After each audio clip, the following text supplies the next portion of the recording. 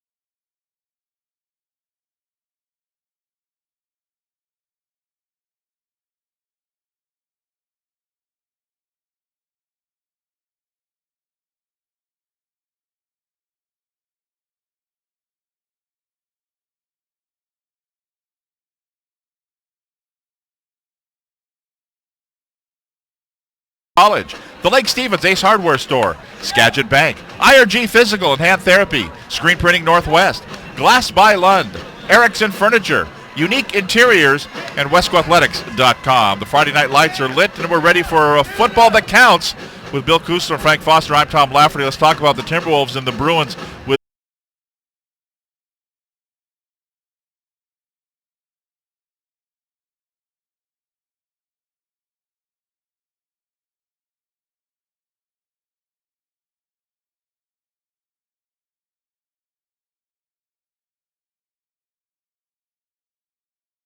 the Fox Sports 1380 broadcast team comes to you live from Everett Memorial Stadium for our game between the Cascade Bruins and the Jackson Timberwolves with Bill Kusler and Frank Foster. I'm Tom Lafferty. Our spotters, Pat Castro. Statistician is Buddy Patrick, and our network producer is Brandon Hamilton. Prep football games are getting underway all over Snohomish County right now. Reminder that the Mariner Marauders are taking on the Kamiak Knights on our sister station, Classic Country 1520 KXA. Next week, a doubleheader here on Fox Sports 1380. Cascade takes on Mariner. Everett hosts Oak Harbor. Plus, Snohomish travels to Lake Stevens on Classic Country 1520 KXA. Cascade won the toss. They deferred the kickoff, and they will defend the goal to our right, and that's the north goal for the Jackson Timberwolves. It's Cheeseman. He's the quarterback. He gives it to the running back, Cho. He hits the left side of the line, gains about 3 yards out to the 38-yard line. Let's take a look at the starters. For the Jackson Timberwolves on offense across the line, Connor Anderson, Elijah Crooker, Brian Betts, Mike Marxenius, and Ryan Fee. The flankers, Keenan Foster.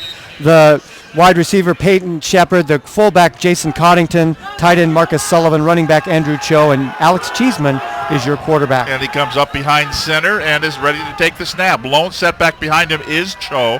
It's second down, 7 yards to go. Cho gets it right up the middle, 35, 40, out to the 45, 50, into Cascade territory, and finally kind of wrestled to the ground all the way out to the 45-yard line of the Cascade Bruins. That's going to be 15 yards. That was Austin Clark who kind of broke up that play. Yeah, they worked the inside interior, were very successful trying to pull the Cascade defense in. Cheeseman rolls out to his left, has plenty of time, had Foster one-on-one, but you're right, Austin Clark made a great play. Clark just a sophomore, but and Cascade with two sophomore cornerbacks in Austin Clark and Aaron Hobson, and those guys are going to get a workout tonight because Keenan Foster, one of the best wide receivers in the Wesco 4A. So it's third down, 7 yards to go from the 42-yard line of Cascade for Jackson. Toss sweep around the right side, Foster, and he's going to go nowhere. In fact, he'll go back of about 3 yards back up to the original line of scrimmage in the first, and Malik Ratcliffe is the quarterback. Starts at the 15, out of the shotgun, gives it off right side to Sibley. A little bit of running room there across the line of scrimmage, and then heads forward to give him about a 7-yard gain on the little run play out to the right side. Steps out of bounds at the 22-yard line. Starting offensive line for Cascade from tackle to tackle, Cole Nash, Jake Harris, Matt Strawn, Keaton Lind, and Josh Watson. The wide receiver is Devin Kleiner. The tight end, Eric Billings. The halfbacks, Hamilton Kendrick and Andrew Sibley. The tailback, Quan Coleman, and Malik Ratcliffe is the quarterback. Second down, we'll give them 3 yards to go, and they'll run the football again. That's Coleman across the 25 and gets the first down and move the chains out to the 34-yard line. That's a 6-yard gain. Actually, they say his knee, just right on the 34. Defensive starters for Jackson across the defensive line, that's Daniel Higgins, Romualdo Trejo, Levi Estevez, and Marcus Sullivan. The linebackers, Aaron Avalos, Jason Coddington, Alhaloa Russell Kalua, and the defensive backs, Brad Borders, Jacob Bogatz, Brandon Wheeler, and Jordan Stowe. Here we go. It's first down, 10 yards to go at the 29-yard line. At the 29, I said 34, but it's a 29. Sibley brought down the backfield. It's going to be a loss of about 3 yards. Back to the 27.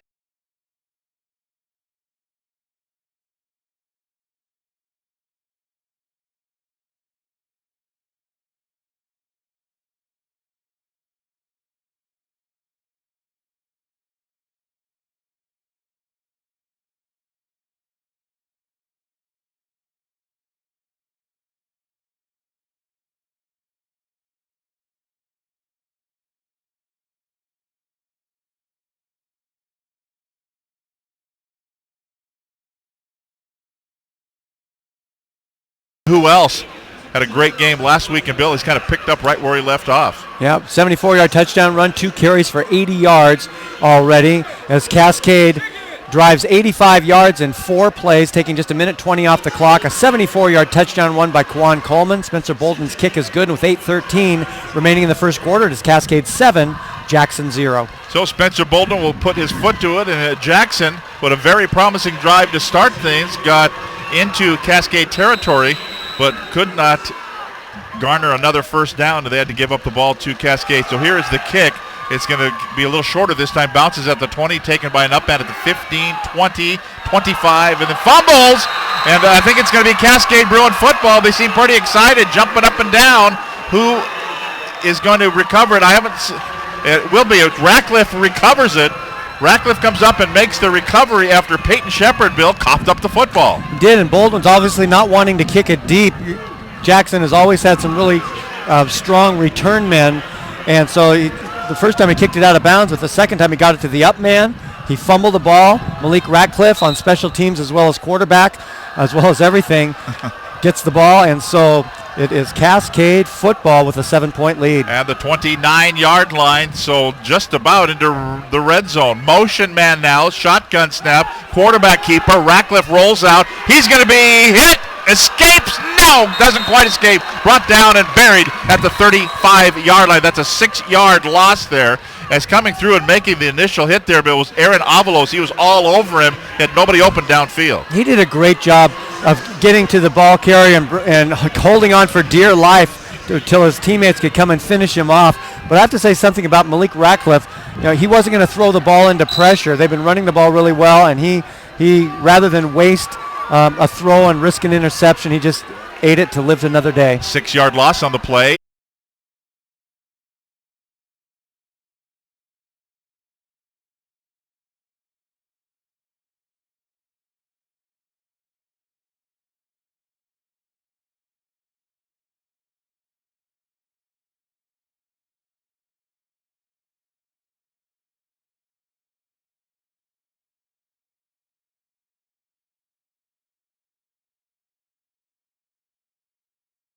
Yeah, during pregame warm-up, the starting defensive back, Bogats, went down, and he got back up. We thought he was going to be okay, but they've got the shoulder pads off of him. He's back on the bench.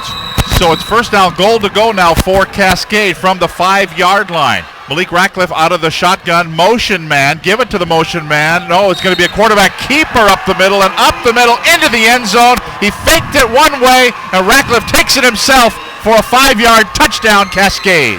That was a great fake. What happened was Sibley went in motion, and they pretended like they were going to snap it to Sibley. 20, 25, still on his feet to the 30, out to the 31-yard line until he finally comes down. That is Brandon Wheeler, the 5'10", 175-pound, and he said, Joel Vincent said, lots of sophomores are going to play tonight for Jackson. Well, Jackson now, they have to stick with their game plan. They're down 14 early, but they have 3.5 quarters to catch up. They were very effective between the tackles with Cho running the football. Suddenly got underway here. Referee is Jim Broughton. The umpire is Robert Wardell. The linesman's Luke Moormeyer. The line judge is Jeff Moormeyer. That's father-son. And the back judge, Don Lindner. Here we go. Second down, 3 yards to go for Jackson from the 39-yard line, their own 39. Little draw play to Cho, and he's going to drive back to the line of scrimmage, and that is it. So what was working so well on that opening drive of the first quarter, Bill, suddenly Cascade has adjusted defensively. They did, and Andre Nevedov was the one that kind of shot the gap and was able to bring the ball carrier down short of the first down. This is, can say a lot of different plays are critical, but this really is critical for Jackson. They've got a third and about 2. They really need to convert. They don't want to punt the ball back to Cascade trailing by 2 TDs. Now, in days gone by, this would be a definite passing situation, but it's 3rd and 2 here, and under center goes Alex Cheeseman. Turns around, he'll hand off. That's Cho again. Nothing there. Cho is going to get buried. 0 yard. Well, they'll give him 1 yard maybe, but that's it. But well short of first down yardage. Josh Watson just submarined the play, stayed very low and took a couple of blockers with him and just made a big pile up. There was absolutely no place to go, and Cascade's defense comes to the fore and will force another Jackson punt. And they will send Aaron Avalos out there. and he is standing there with a 4th down, 2 yards to go. Good snap back. Oh, off the side of his foot and into the Jackson bench and onto the track right down below us here. So I think they're going to say that's going to be about a 4-yard punt, and that's it. He got it to about the 44-yard line. Avalos just says, I'm just going to stay out here and play defense.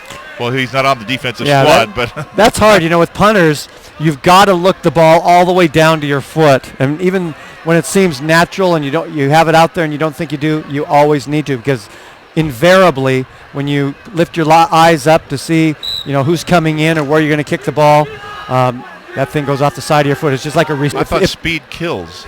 Well, it's killing Jackson right now defensively. If that first defender can't wrap him up, it's been a lot of problems. Cascade already has 132 yards rushing here in the first quarter. Motion man, shotgun snap, first down at the 25-yard line. Coleman that time. Coleman will get a couple, maybe.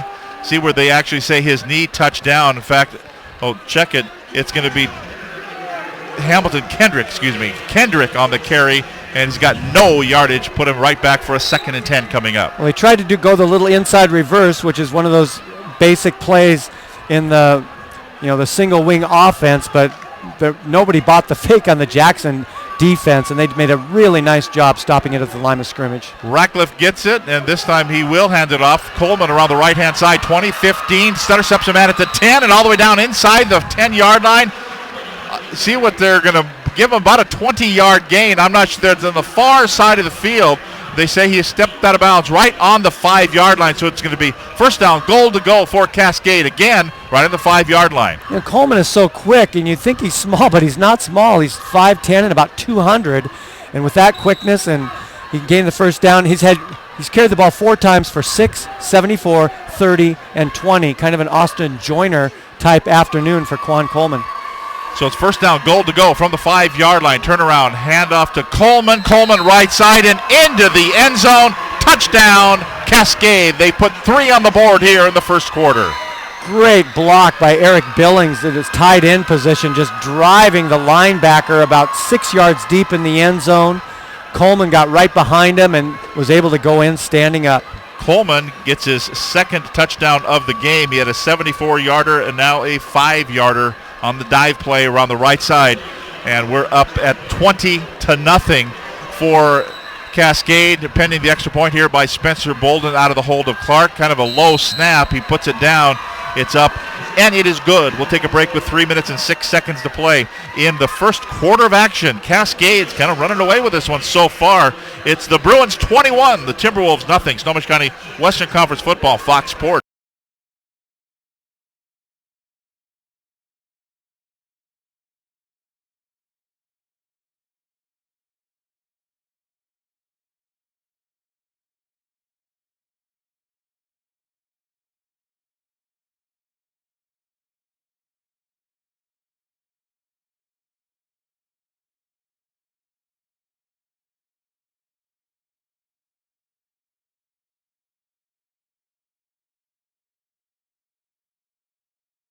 Frank Foster. In fact, let's talk with Frank Foster on the sideline. Frank, what do you got? Well, I was watching the defensive line for Jackson and discovered that there's 2 sophomores and 2 juniors that are playing, and they are just getting manhandled down here by the offensive line of Cascade. Those 2 sophomores, they should be playing either JV or the sophomore team to get that experience, and they're getting thrown in against this really effective offensive line of Cascade. They're giving it their best, but right now they're getting outmanned. Well, 3 possessions and 3 touchdowns so far in this ball game for the Cascade Bruins. We'll take a look at their drive after this kickoff. Spencer Bolden into 4th kickoff of this quarter. He's going to wear out his shoes at this rate. Bolden ready to approach it. Jim Broughton, the referee, says we're ready to go, and here is the approach and the kick. A low line driver skids along the ground, picked up by an up man at the 30, and then just falling down with the football there was Peyton Shepard. I don't think he was even touched, was he? No, he kind of went into the slide. He was the one that fumbled the last one. He wanted to make sure they retained possession. So Cascade, after a shanked 4-yard punt by Jackson, goes 44 yards in 5 plays. Again, all on the ground. Take a minute and 58 off the clock. 5-yard touchdown run by Quan Coleman. Spencer Bolden. And there's a Jackson first down. I was talking to the mom of Lake Stevens wide receiver Tevin Gray, talking about this game that we were doing tonight, and she said that Tevin Gray and Keenan Foster have been really good friends for a long, long time. 2 quality wide receivers, one for Jackson, one for Lake Stevens, the best of friends. And they will play down the road in this newly revamped Wesco 4A. Everybody plays everybody else from the 45-yard line. Shotgun snap this time. Give it to Cho. Cho hurdles a man at the 45, at the 50, 45, 40, and all the way down to the 39-yard line. Cho got the ball. Kind of a slow play to develop. He jumped over a would-be tackler and then just scooted all the way down to the 34-yard line. A 21-yard gain by Andrew Cho, who now has 7 carries for 52 yards. So that hopefully will get Jackson back on track here offensively. Jackson down 21-0, 2.5 minutes to play in the opening quarter, and it is Jackson football. And they're black jerseys, black pants, black helmets, white numbers, green trim, moving left to right. Tailback gets it. That's Cho. Cho tries the middle. This time he's going to be gang tackled, driven back. He's going to get about 4 yards on the forward progress. Actually, they're going to say 3. They're going to say he was upended and then driven back starting at the 31-yard line. Yeah, they really rushed to the football, gang tackled him, but he was lucky to get as far as he did with the 3 yards. That was all on his own effort, just with leg drive, and then Cascade threw him back. I think the entire Jackson student body's here. Everybody but the band, but they're all right over there. It is a really good crowd. You're right. Great crowd. From the second down and 7 yards to go from the 31-yard line. Cho is going to hit at the line of scrimmage and driven back. Loss of a yard there for Andrew Cho. 5'10". And get a stop on Cascade. You know, Frank Foster, I'm not kidding. That's the entire Jackson student body. Yeah, they have a great turnout of folks tonight. You know, going back to that touchdown play just for a second, we used to teach our defensive backs, he look, I look. And the minute that Keenan looked back for the ball, that defensive back should have also turned and looked at the ball. He didn't. He just kind of watched Keenan the whole time, and Keenan did a great job adjusting to that pass. And Bill, he made that adjustment by about 3 or 4 yards. He had to come back and get it. Oh, it was huge. I'd say it'd be more like 10 or 12 yards. That ball was, inside and short, and he made a great play as Jackson goes 66 yards in 5 plays, 3 on the ground, 2 through the air, 2:19 off the clock, a 32-yard touchdown pass from Alex Cheeseman to Keenan Foster, his 4th TD catch in the last 2 games. Chandler Woolley's kick is good, and with 47 seconds remaining in the first quarter, Cascade 21, Jackson 7. I like these shootouts. Chandler Woolley to kick the football here for Jackson. This will be our 5th kickoff of this first quarter, of which there's 47 seconds remaining. Woolley to approach. Here it is, the kick. High end over end, a little shorter this time. It'll be Keenan Foster at the 10, 15. Foster at the 20, still on his feet. Coleman, other team wearing number 5. 30 and all the way out to the 35-yard line. 1-5 in the other 5. One's Kiwan, one is Keenan, but this time it's going to be Kiwan Coleman, and they're saying he stepped out of bounds. Where did they say? Right at the 35-yard line. So it'll be 1st and 10 for Cascade. Be interesting to see now how Jackson's defense plays, and if that score will kind of get them a little more aggressive and really needing to wrap up the ball carriers, but basically to not allow themselves to be blown off the line. The right side of the line for Cascade over there with Keaton Lind and Josh Watson is just really dominating. Quick snap here. Jackson's defense almost wasn't ready. It'll be a 2-yard gain for Coleman. That was a chance to go for a quick strike there, and Jackson has called a timeout. Bill, they were not ready on that. If Cascade was running some kind of gadget play, they could have scored. They certainly could have. It was lucky for Jackson that was just a straight dive play over to the right-hand side, and now Joel Vincent is going out to talk to his defense. So they've used their second timeout, and I don't think Frank Foster, Jackson's all on the same page in the hymnal. No, but I think the director of the choir is going out to make sure everybody starts singing that same tone. Speaking of which, I think 5 is the must-have number for running backs in the Westco. Yeah, no kidding. You have the running back from Kamiak, number 5. Austin Joyner, number 5. Keenan Foster, number 5. So in our day, or my day, I should say, it used to be number 7. Well, scratch that. Well, in your days, they didn't go past 10, did they? No, in fact, some of them didn't even have numbers. It was the leather helmets. Let's take a look at some other scores here on the WescoAthletics.com scoreboard. End of the first quarter, Monroe leading Snohomish 7-6. It was Montlake Terrace leading Shorewood 35-6 into the third quarter in high school football. Here's a running play around the left-hand side. That's Sibley at the 40, 45, 50. Sibley 45, 40, down to the 35 and out of bounds at around the 30-yard line. Andrew Sibley on the carry on a 2nd and 8 play, headed around the left-hand side, and then there was play chase him down the field for the Jackson defense. And talk about the halfbacks helping each other. Who was that made a key block to knock off the linebacker to allow him to get that gain? That was Kawan Coleman with the block. Sibley goes 35 yards. Cascade, still in the first quarter, 194 yards rushing. They still can get probably another 100 yards here. There's still 25 seconds to go in the first quarter. No, but if they get 6, it'll put them over the 200-yard mark. And according to my mathematical calculations, that would be 800 rushing yards in the ball game if they kept it up. And if they get 28 yards, they'd get 6 points out of it, too. Here we go. First down, 10 yards to go from the 28-yard line. Sibley right side this time, 25-20. At the 15, down, fumbled the football. Picked up on the return by Jackson at the 20-25 and out of bounds into the Cascade bench. So maybe thinking like, hey, this is really easy tonight. We've got a player down as well for Jackson.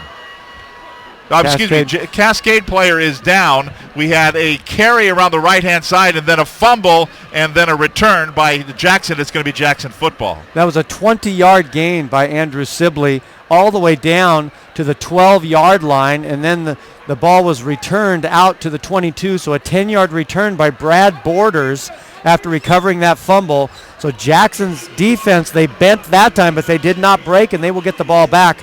But I'm guessing that must be Sibley that's down on the ground after fumbling that football, and he's got the Cascade medical staff out there talking to him. Yeah, I can't see him. Frank, have you picked up a number yet?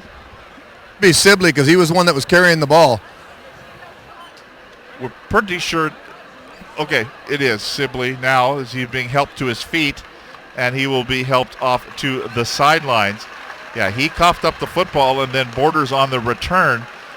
So they're going to put the football at the left hash marker at the 22-yard line. It'll be 1st and 10 for Jackson. The first turnover for Cascade in the ball game, and that gives it to the Timberwolves. They'll have 14 seconds here in the first quarter with the football. 1st and 10. More important than the fumble is what the condition of is Andrew Sibley, because they would really suffer if his loss is out there. To have that dual threat of Coleman and Sibley really makes the defense have to adjust, and without him, they can focus more on Coleman. Alex Cheeseman has it 1st and 10 as he hands it off to Cho. Boy, hit hard as he got to the line of scrimmage. He kind of bounced off, gets about a 3-yard gain out to the 25-yard line, and that will bring the first quarter to a close with our score. The Cascade Bruins 21, the Jackson Timberwolves 7. This is Snohomish County Western Conference Football on Fox Sports 1380.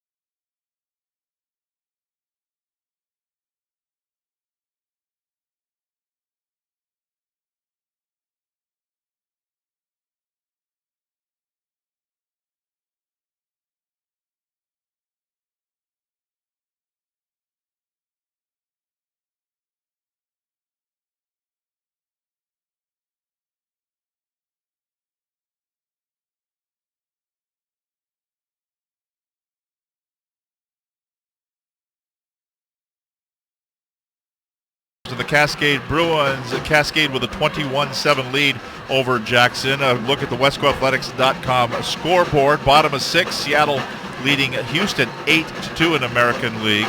It was Oakland 3, Philadelphia nothing. That's in the bottom of the 3rd inning. That's an interleague game. And top of the 7th, Detroit 10, Kansas City nothing. All those teams vying for the wild card berth. We'll give you some high school scores after this next play, which is going to be a 2nd down and 3 yards to go for Cascade. First play here of the second quarter from the Jackson 25-yard line. Jackson, second down and 8 yards to go. Back to pass, Cheeseman throws it into traffic, throws it. It's going to be completed to 35, 40, and all the way out to the 45-yard line. Making that catch was Foster. Keenan Foster in traffic, Bill. He threaded that needle exactly perfectly. Yeah, instead of going deep, that was kind of a slant-in route, and he just got between the linebackers and the safety. The ball was delivered perfectly by Cheeseman, and they pick up 24. So from the 44-yard line now of Jackson, Timberwolves with the football and on the move. They scored on their last possession. This possession as a result of a turnover. From the 44-yard line, ball to center of the field. Yep. It looks like the center of the line, the nose tackle, jumped into the neutral zone. That's going to be the first penalty of the ball game. Jim Broughton will signal dead ball encroachment against the defense, so it'll be a free 5 yards here for the Jackson Timberwolves. Other scores in the fourth quarter, Montlake Terrace leading Shorewood 42-21. Lakeside leading Marysville Getchell first quarter 20-0. Monroe leading Snohomish 7-6 first quarter. Lakewood leading Archbishop Murphy 6-3 end of the first quarter. Glacier Peak leading Linwood 6-0 end of the first quarter. O'Day 7, Marysville Pilchuck 3 end of the first quarter. Give it to Cho, and then Foster around the right-hand side, tries to reverse his field. That's not going to happen. He went out to the right-hand side kind of looking for a hole upfield, and that never materialized. Thought, well, I'll go back the other way. No, not so much. It's going to be brought down for about a 2-yard loss. They've run that play twice, and it's gone for -3 and -2, but what it does do is stretch the defensive line from side to side in the linebackers. They have to play wider, and whenever you do that, even if it loses yards, it always makes your tackle-to-tackle plays up the middle much more effective. And so even though they're losing yardage on that, there's a method to their madness. Ball at the 47-yard line, second down, 7 yards to go for Jackson at their own 42, shotgun snap. Back to pass looking Cheeseman, slings it, throws it, complete at the 40, at the 45, 35, and out of bounds. It was right into traffic, and nicely done. Jason Cottingham turned around, caught that ball right in stride, Bill, and then motored up the field for a first down. Well, Coddington kind of in the slot, and Jackson sends a receiver deep on the left-hand side, had someone out in the flat, and he was kind of in between them. He only had a step on the defender, but the ball delivered absolutely perfectly, and Alex Cheeseman, who was second team All-Wesco last year at the quarterback position, looking really sharp as he is 4 for 5 for 86 yards. He goes under center, first down, 10 yards to go from the 29-yard line, left hash mark. And that's going to be Cho, gets it the football and gets down to about the 31-yard line, gain of about 3 yards for Andrew Cho, the 5'9", 190-pound junior. Let's get down the field to Frank Foster. Frank. One thing I think I'd like to see Jackson do, in fact, that last play, they pulled both the guard and the tackle on the right side and went left, is to do more play action, because that will free up Cheeseman to take a look at the field and for a pass, and also just run a little bit more of an option series against Cascade. So it's going to bring up now second down, 7 yards to go from the 31-yard line. Under center, handoff. New man with the football this time at the 30. That's Wheeler. Wheeler will head out to the left-hand side as well. That's about a 10-yard gain. See if it's enough for first. It is. He gets down inside the 25-yard line, and they say he stepped out of bounds all the way down to the 21, so it'll be first down and 10 yards to go for Jackson on the move here against the Cascade defense and down by 2 scores. And those turnovers just dictate the ebb and flow of the momentum in this ball game. When Jackson had their fumble early, it was all Cascade. Cascade had a nice drive going with a 2-touchdown lead. They cough up the football, and now Jackson has put an excellent drive together, starting at their own 22, and now they've moved down to the Cascade 22. And here we go, first down, 10 yards to go. Cheeseman drops back, sets up in the pocket, looking for a bundle in the right corner. He puts it in there, and then it's going to be incomplete, and we're going to have a flag down. Foster was the intended receiver, about 9 yards deep in the end zone, deep in the right corner by the back corner pylon. I think they're going to call, it's got to be defensive pass interference, I would think, down there. Were they going for the football? Defensive pass interference, it is indeed. That's a 15-yard penalty from the line of scrimmage. Remember, not the NFL. This isn't going to go to the 1-yard line, although 15 yards is going to put it inside the 10. And that was Austin Clark defending, and once again, just like the other cornerback earlier for Cascade, not looking back at the ball, just looking at the receiver and then running through him as the ball got there. And Frank had great advice. The receiver looks back at the ball. That defender needs to know where the ball is, and they have not been able to do that. Of course, that's inexperience of two sophomore cornerbacks, and Keenan Foster is kind of schooling him right now. What did Frank say? He look, you look. So they're going to say, put the ball now at the 11-yard line, so it'll be first down, and apparently a 10-yard penalty, or half the distance to the goal line, actually. Give it to Cho. Cho will get it, nothing doing there. He's swarmed upon and dropped for about a 3-yard loss. Put him back. Well, they'll give him some forward progress, but still going to be in the reverse. So give him a loss of 2. It'll be 2nd and 12 coming up here for Jackson.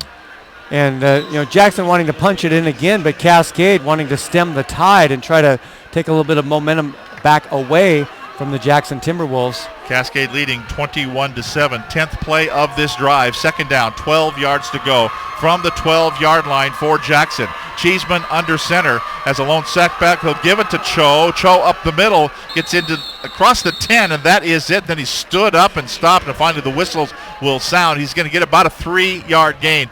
3rd and long coming up. They can get a first down, but just barely before going into the end zone. Cho already with 13 carries now for 61 yards. Nothing fancy for Cho. He just puts his head down and he barrels in there at top speed. We're at 9:19 to go in the first half of action. Cascade with a 21-7 lead over Jackson, and the Timberwolves are threatening here. 3rd down, 8 yards to go from the 9-yard line for Jackson. Cheeseman under center. You'd think of passing down here. He does. Play action. Rolls to the right. Has some time. Throws it incomplete.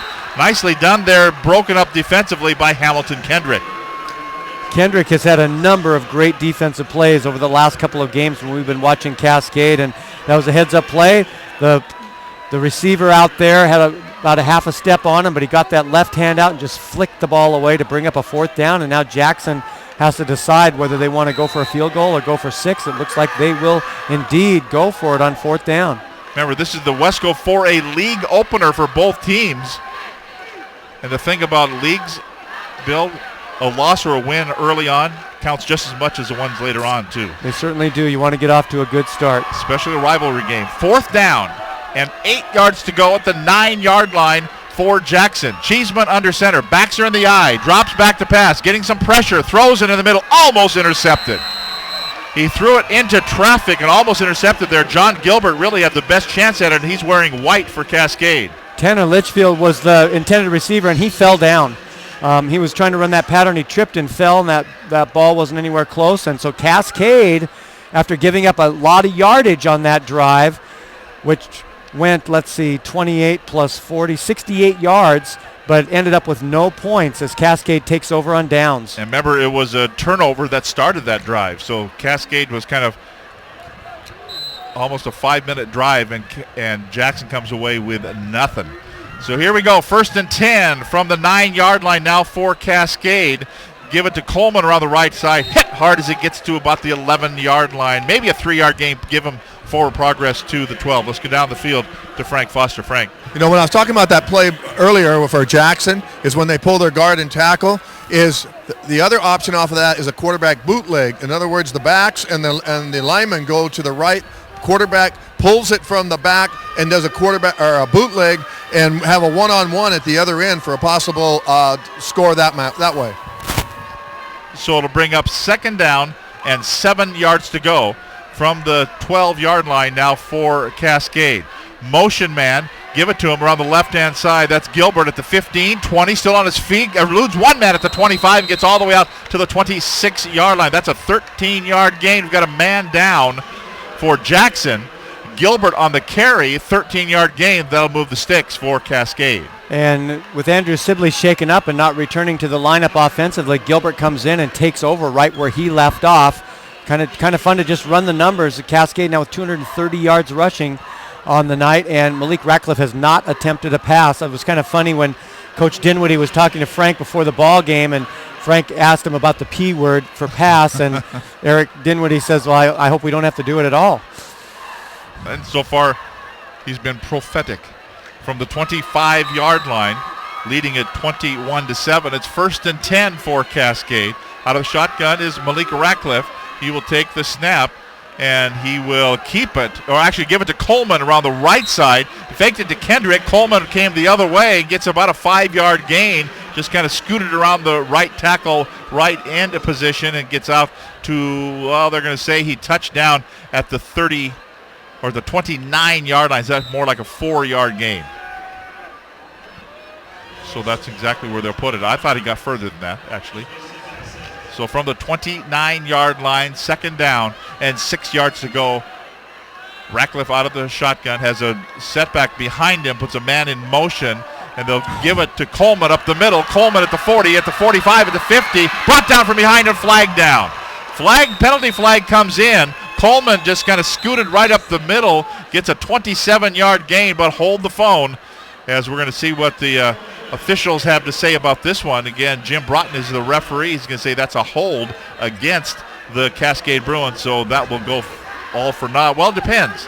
Well, they'll mark it off, but there will be a gain. That was about, a 20-yard gain, of course, 15 yards down the field, they get that hold, which is unfortunate. It'll move them back, but where they put the football, it'll still be a first down. It looks like it'll be a gain of about 9 yards and a first down.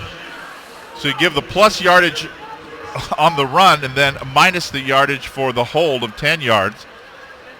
So a 9-yard net gain, that's enough for a first down. If you let me take out my protractor and my abacus. So now out to the 38-yard line, right hash mark, 1st and 10 for Cascade from their own 38. They faked it. It's going to be a quarterback keeper goes out of bounds. I'm not sure if he was supposed to even get the football. Looked like Gilbert was supposed to get it, and they kind of almost either ran into each other or at least surprised each other. Malik Ratcliffe, I don't know if you remember last week, there were several times when it was a broken play that he made positive yardage, including one touchdown run that went off of a broken play. So Ratcliffe is really good at taking a bad situation and making it better. As opposed to us. I wasn't going to say the apples and applesauce thing. Or a bad situation of making it worse, like most of us. Yeah. Second down, 12 yards to go from the 36-yard line, right-hand hash mark. Motion man, that's Kendrick, out to pass. He throws it, that's going to be complete. So he does throw the football, and they do make a completion. John Gilbert makes the catch, get him all the way down to the 46-yard line. So gain of about 10, but that's not enough for a first down because they were already 3 backs or 2 backs. So it's going to bring up third down, 2 yards to go coming up here for Cascade. 6 minutes and 50 seconds to play into the first half and a 21-7 lead for the Bruins. They have the football. That was a great play. You want to keep the defense on their toes a little bit, and they've been stretching the field side to side and up front and running the ball really well, but showing the ability to pass at least occasionally always puts that thought in the back of the defender's mind. Third down, 2 yards to go. Oh, they gave it to Coleman, and he would just as leave that they didn't give it to Coleman because he got absolutely decked as soon as he got the football. Great play by Alona Russell-Kalua, who came in there virtually untouched and knocked him down way beyond the line of scrimmage. Although now the officials are up. There's a flag against Cascade. I'm not sure if that was. So they're discussing it. They're going to refuse the penalty because it'll bring up a fourth down for Cascade. So that play stands. Just a tremendous defensive play by Alona Russell-Kalua, who came in there and brought him down. So now all of a sudden with offenses, moving at will, now that both teams' defenses have kind of taken over. Failure to wear required equipment. It's not one we see very often. Somebody didn't have a mouth guard in, so. Well, I never look up in that corner where that one was on my diagram. Don't usually look at it. Fourth down, motion man is Hobson here on the punt. It's going to be a low line drive, kind of a wobbly, but it's going to take a decided Jackson bounce or Cascade bounce all the way down to the 1 yard line. They could not make the stop. He was kind of going, or they can say, did they say it was a touchback?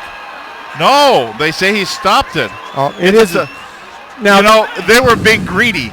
That exactly right. What happened is he could have scooped that ball up at about the 3-yard line, but he wanted to get down to the inch line. He grabbed the ball, but his momentum made him take another step into the end zone, and so it'll be a touchback out to the 20-yard line. You're exactly right. A more experienced player, you scoop that ball up inside the 5 and not try to go for those extra few yards.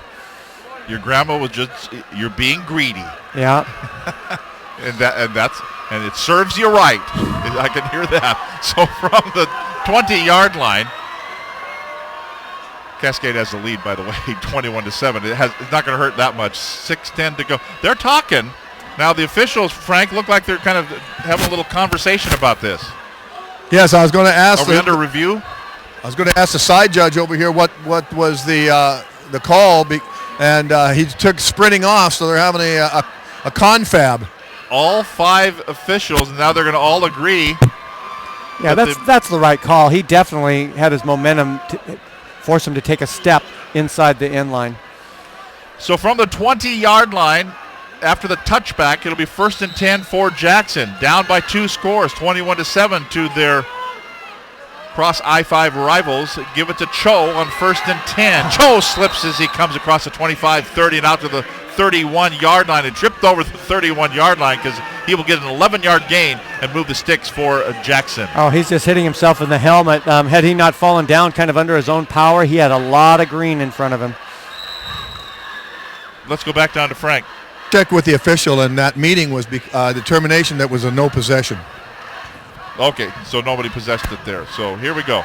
At the 31-yard line, it'll be 1st and 10 for Jackson. Alex Cheeseman now not under center. He's in the shotgun, has a running back to his left who's going to set up a block, and now he's going to throw a pass, kind of slings one over the middle. Oh! 1, 2, 3, 4, 5 white shirts from north of Mill Creek, from Cascade, almost had a chance for it. Probably the best opportunity was John Gilbert, the deep man in the route. Oh, by the way, there weren't many black-shirted Jackson guys around. Yeah, Cottingham was out on the route. Foster was out on the route. That ball was about 10 yards underthrown and went right through Malik Ratcliffe's hands. You can see why he likes to throw the ball rather than catch it, because that thing should have been an interception for Cascade. So it'll be 2nd down, 10 yards to go from the 31-yard line for Jackson. Shotgun again, Cheeseman gets it, hands it off. Foster around the right side looking to stretch the play off, and he is going to be dropped. Looks like Kendrick came through there and just put a shoulder to him, a picture-perfect tackle, and it drives him into the field turf and give him a loss back to the 29-yard line. They really, really, really, really want to run that play, and all 3 times they've run it, -3, -2, -3. Again, stretching the field back and forth, but Cascade has played that brilliantly, and Hamilton Kendrick, how many big plays has he made already in this ball game? So are you saying he's in the early running? I'd say he's in the early running. For our Skagit Bank player of the game, and we're going to have a timeout called here by Jackson. They call their final timeout of the first half. We'll step aside with 5:01 to play in the first half of action. Cascade 21, Jackson 7. Snohomish County Western Conference Football, Fox Sports.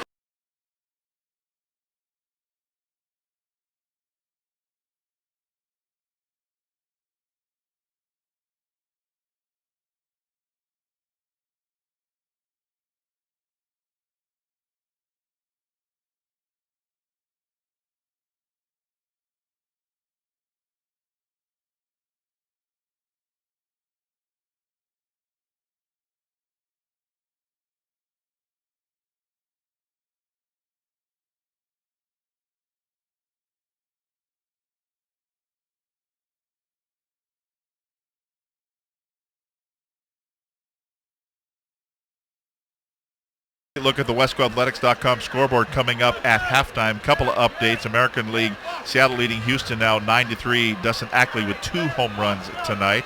A couple of scores that just came in are Classic Country 15-20 KXA game. Kamiak leading Mariner 14-6.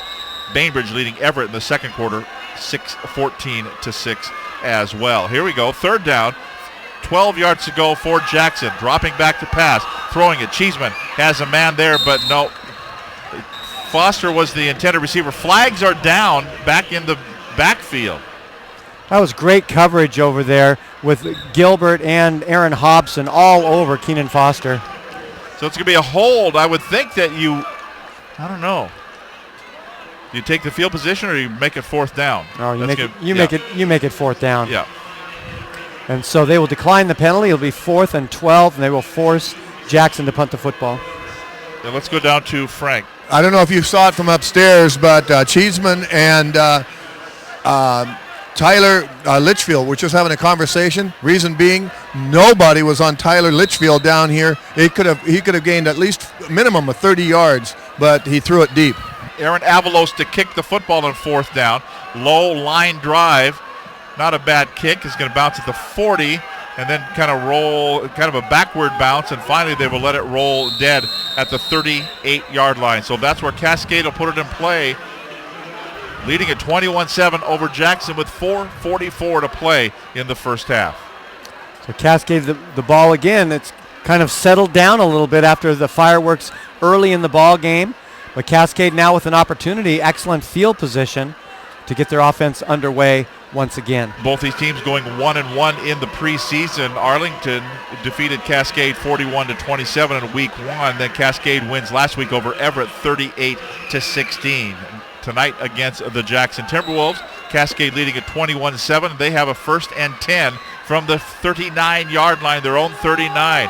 They will turn around, give it to Coleman, hand off at the 45, and Coleman dives forward out to the 49-yard line. I think they're going to say a 9-yard gain as his knee touched down a little earlier. So not a 10-yard gain, a 9-yard gain brings up 2nd and 1 for Cascade. And Hamill and Kendrick, they lined up 2 tight ends on the right-hand side with Billings and Kendrick had a great block that allowed Coleman to squirt through. Coleman with 158 yards rushing so far. He's the lone setback behind Malik Ratcliffe, the quarterback. And here is the snap back, and it'd be a quarterback keeper for Ratcliffe. Stiff arms him out at the 50, 45, and steps out of bounds into the Jackson bench here on the near side. But that'll move the sticks and moves Cascade into Jackson territory down to the 43-yard line after the 9-yard gain on the quarterback keeper. It's just been fun. I've been kind of isolating myself on the blockers for the last little bit, and Jason Cottingham from the linebacker position was in the backfield, and then once again Hamilton Kendrick just turned him around and allowed another nice gain for the Cascade Bruins, and the Bruins just some really nice blocking schemes up front.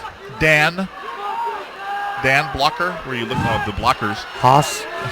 43-yard line. Shotgun snap. Boy, a lay hand off to Kendrick, but he's open at the 45, at the 40, at the 35, at the 30, and all the way down inside the 30-yard line. Boy, that was a late play developing. Half of the Jackson defense was in the backfield, and they gave it to Kendrick and says, here, you take it. And he did, and he took it all the way down to the 28-yard line. That just did not look pretty, but it certainly got the job done as Cascade. The 28-yard line, left-hand hash mark. Double flankers in this formation. Wide receiver to the left. One flanker goes in motion back toward the formation. Give it to Coleman. Kind of dives over the 25 and down.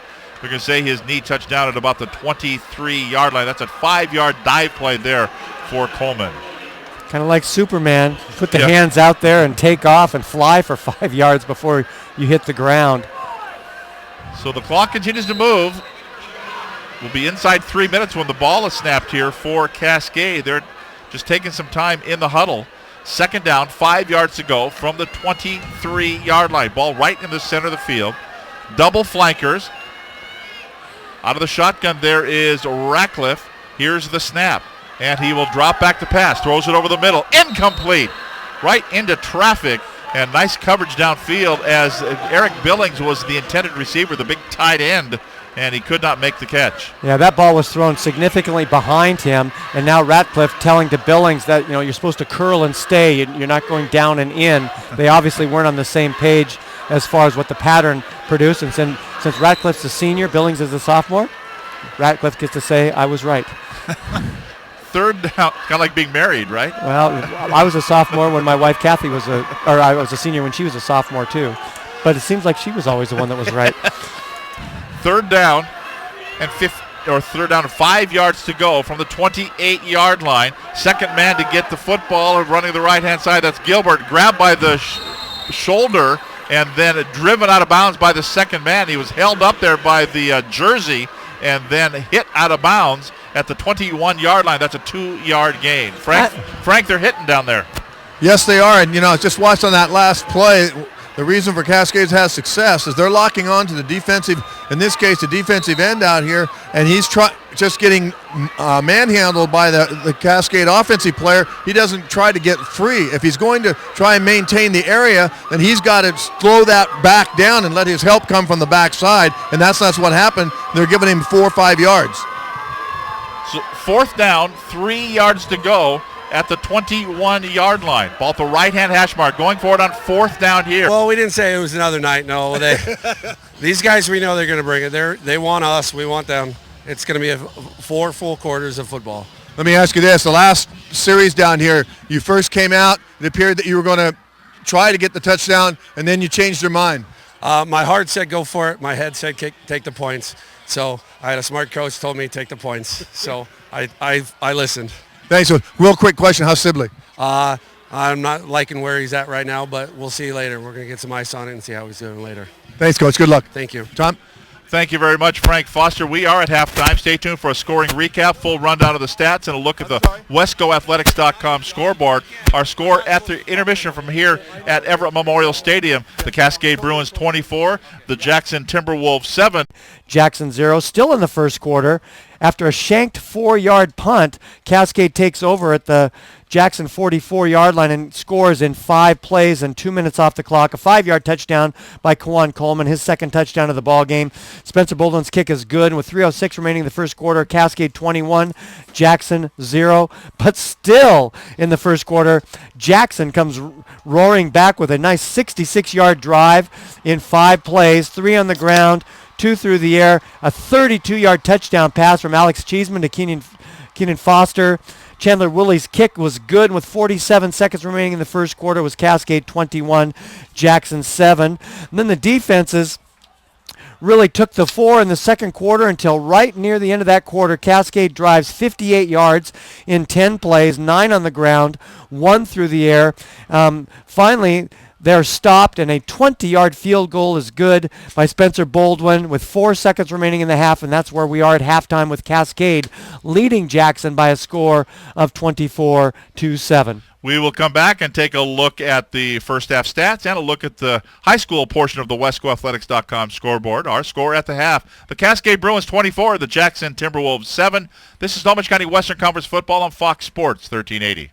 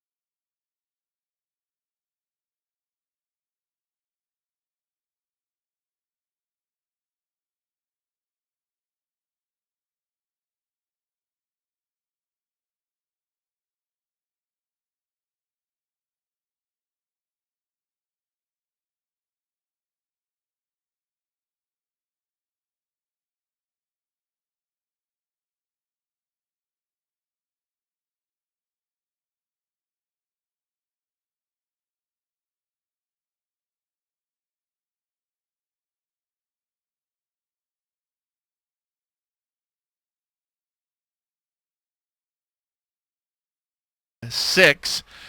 Halftime score 35-14 Monroe over Snohomish. Second quarter score Stanwood leading Blanchette 7-0. Second quarter score Lakeside leading Marysville Getchell 27-0. Halftime score Lakewood 12, Archbishop Murphy 3.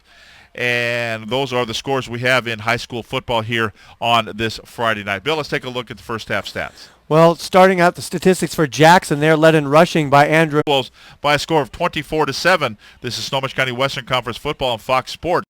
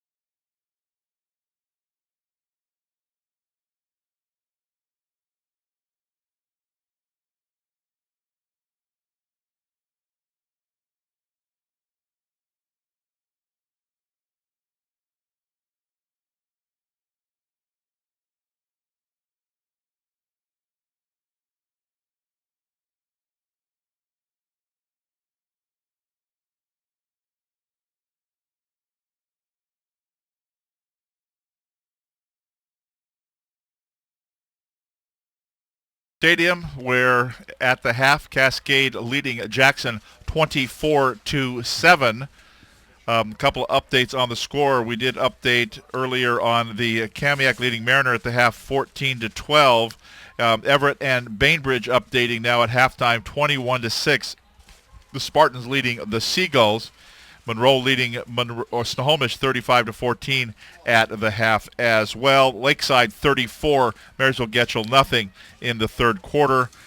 And so scores all over the board here on the WescoAthletics.com scoreboard. We've got the both teams just now making their way down out of the locker room here at Everett Memorial Stadium. Pee-wee football game going on in the field. And they're going to quickly bring that to a close here as we'll be set for the second half. And, Bill, I have been impressed by the size of the crowds the last couple of nights here at Everett Memorial Stadium that we've been here. Yeah, there have been a few lean years where we would come up and broadcast and look across to the stands. Of course, the press box here at Everett Memorial Stadium is on the opposite side of the field from the stands, and it was pretty sparse, but it's a great crowd tonight for this inter-district battle. Inter-district battle between the Cascade Bruins and the Jackson Timberwolves. Tonight's game brought to you by Glass by Lund, family owned since 1967.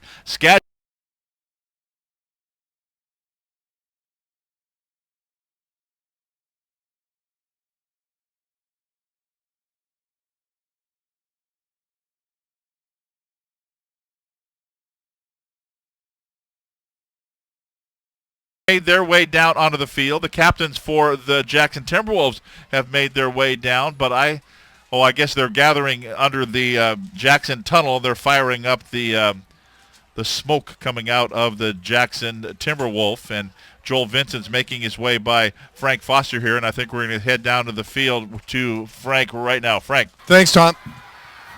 Well, Coach, it didn't start off the way you liked it, but you made some adjustments, and all of a sudden you're down. You held them to a field goal here at the end. Yeah, I mean, we had to make some adjustments. I like the way the defense played the second quarter. Hopefully we'll see that trend continue here. Hopefully we made some adjustments offensively. You know, we're just not a good enough football team at this point to spot touchdowns, you know, giving up turnovers on that kick return. But you know what? Our kids will rally. We'll come back. Yeah, I saw you when that young man fumbled that kickoff, and I don't think I've seen that red in your face in a long time. Well, I wasn't really mad. I'm just disappointed. Yeah. You know, we talked ball security all week and maximizing every offensive possession. And you know, when that happens, it's disappointing, and it's just a huge momentum swinger. Sure. Well, it's the second half. Good luck. Yeah, you know, no game was won in the first half. They say. Let's hope. Thanks, Coach. Tom.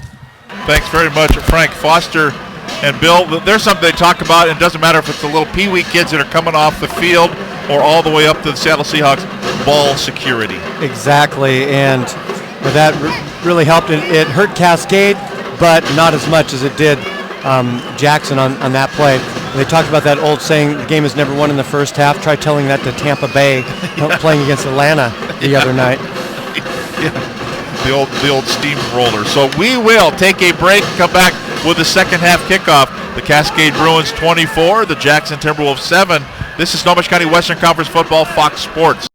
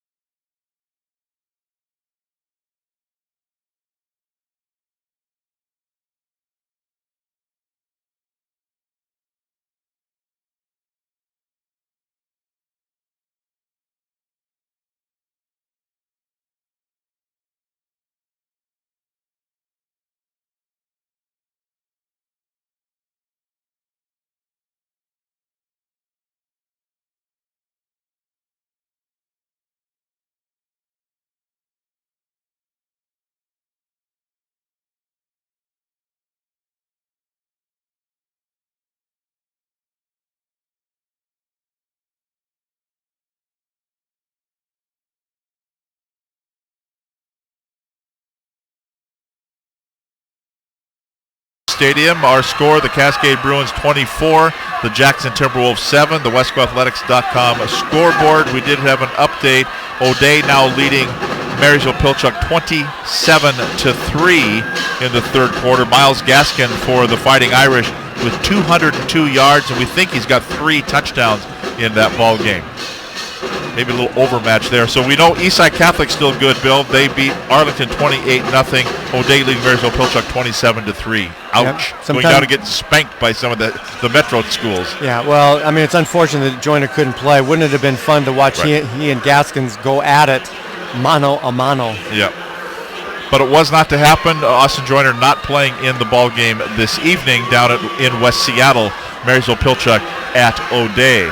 So here we go, 24-7 the lead for Cascade. Jackson will kick it off here, so the Bruins will get it to start this third quarter here. People settling back in and ready to go. Channer Woolley to kick it off now for the Timberwolves. Waiting for the indication from Jim Broughton that he is ready to go. And there is the whistle, and we are underway here. Woolley will put his foot to it. End over end, fairly short. It's going to be taken on the fly at about the 10-yard line. They're reversing the field. Kleiner at the 20, 25, and out to the 30-yard line. Devin Kleiner on the return, caught it on the fly, then just kind of flew up to about the 30. So it'll be 1st and 10 for the Cascade Bruins starting at their own 30-yard line. And this opening drive could really set the tenor for the rest of the ball game. If Cascade can go down and score, they can put it, way out of, not way out of reach, but getting towards that way. If Jackson can put some points back on the board, they'll be right back in the ball game. So big opening drive to start the third quarter. It's 1st down, 10 yards to go for Cascade. In their white jerseys, gray pants, white helmets, red numbers, moving from left to right. They will run the football. Coleman will get it over the left-hand side, fights for about 4 yards out to the 34-yard line. So Kewan Coleman on the carry. Just sometimes he just shows his speed, sometimes he shows his mood, and sometimes he's about 3 guys and he just pile drives them, and that time he just carried a pile for 4 yards. So let's go down to Frank quickly. Checked with the officials that holding that you've been talking about. Yep. As I said, is that an automatic 1st down? He says wrong level. That's what I thought. I said not in the high school football. 2nd down, 6 yards to go. Give it to John Gilbert on the right-hand side. Speedster to 40, 45, 50, 45, and out of bounds near the 40-yard line. May have been a little tardy on the push. Wow, that was about 10 yards out of bounds when he tackled him. But Gilbert, great speed. Just seems like Cascade always finds those fast guys. And a 25-yard gain by Gilbert puts Cascade in business once again.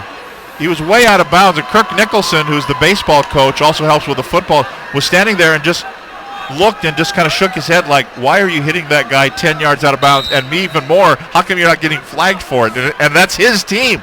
So from the 41-yard line, right-hand hash mark, 1st down, 10 yards to go for Cascade. From the Jackson 41, right hash mark, and they will take away with the 1st man, give it to the 2nd man. Gilbert, left side, 40. Lose 1 man, yes he does. 35, and then brought down at the 34-yard line. It was more like a rodeo. He kind of got branded right there. Wow. Got him with a rope and put him down right on his shoulder and put him down. That's exactly what it looked like, just wrestling that steer to the ground by the neck. But not before he gained about 5 or 6 yards. He did. He got a 6-yard gain down to the 35-yard line. Just underway, 2nd half. Glad you're with us here on Fox Sports 1380. Cascade with a 24-7 lead over Jackson. And the Bruins threatening here. 2nd down, 4 yards to go. Give it to Coleman. Coleman at the 30, 25. He stopped on a dime and then scooted right and went about 2 more yards. Now, Coleman is really durable. He takes a lot of hits. 11-yard gain on that play. He's almost to 200 yards, 196 yards rushing. But he's very durable. He pops right back up. And, we're talking about Austin Joyner, but Joyner's hurt all the time, and Coleman seems to be able to handle the punishment and keep on going. At the 24-yard line, center of the field, it's 1st and 10 for a Cascade. Out of the shotgun, Malik Ratcliffe is the quarterback. 1 lone setback behind him. Hobson. They will give it to Hobson on the left-hand side at the 15. Hobson at the 10, and then stood up as he gets to about the 6-yard line but that will be enough to move the chains. It'll be first down, goal to go after the run by Hobson. 18-yard gain by the backup running back Aaron Hobson as he gets all the way down inside the 10-yard line. So, they turn around, fake it to Hobson. It's going to be a keeper left-hand side. Then a late pitch. And then the pitch man got it, Kendrick, and then he got absolutely leveled just as he was about to step out of bounds. Is there a flag? There is no. He went to grab his flag, Bill, but he got hit in bounds. That's when you go back to Ratcliffe and say, don't ever do that again. Yeah, exactly. He wasn't expecting the ball. They were lucky that he was able to catch the ball. So it'll be second down, goal to go at the 8-yard line now for Cascade. As Ratcliffe brings him up to the line of scrimmage. Coleman back in. Coleman's deep in the backfield. Will they give it to him? Yes, they will. Right side at the 15 and into the end zone. Yes, touchdown. Touchdown. That's an 8-yard dive play and a touchdown for Cascade. So Coleman gets his third touchdown of the night. He's over 200 yards rushing with 18 carries for 204 yards. Cascade with 370 total yards rushing, and now a 30-7 lead pending the extra point. Spencer Bolden to kick it out of the hold of Austin Clark. And here it comes. The placement, the kick on the way, it's up, and it is good. With 9 minutes and 18 seconds to play in the third quarter of action, our score, the Cascade Bruins 31, the Jackson Timberwolves 7. This is Snohomish County Western Conference football on Fox Sports 1380. Okay.